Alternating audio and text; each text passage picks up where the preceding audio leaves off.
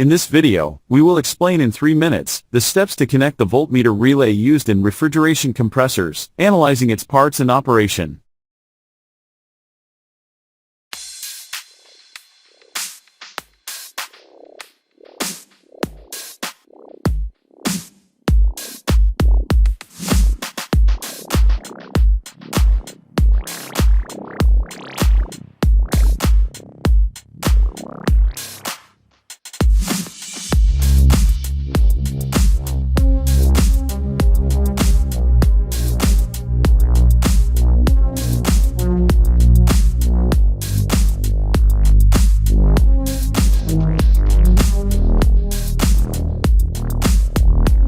A. The electrical line must enter the voltmeter relay through point 5.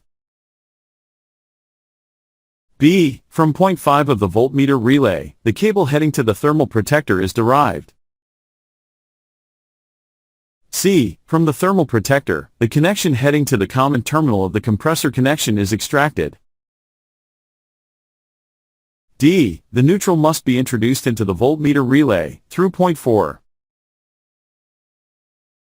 E. From point 4 of the voltmeter relay, connect to any of the pins of the starting capacitor.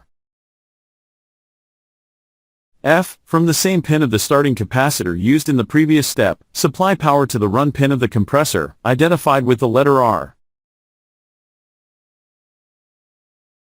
G. From point 1 of the voltmeter relay, feed the other pin of the starting capacitor.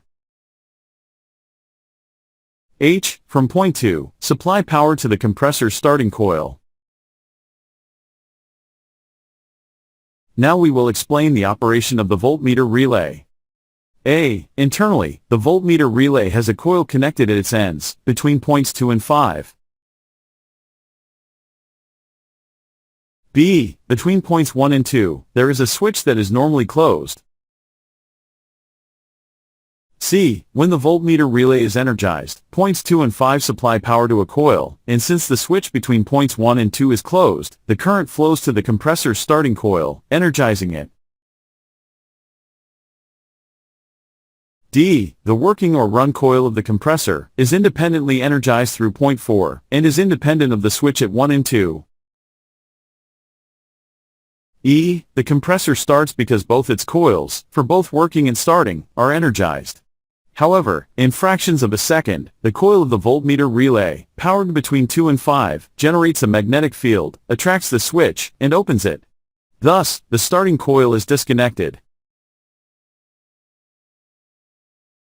F. The compressor continues to operate with only the working coil functioning correctly.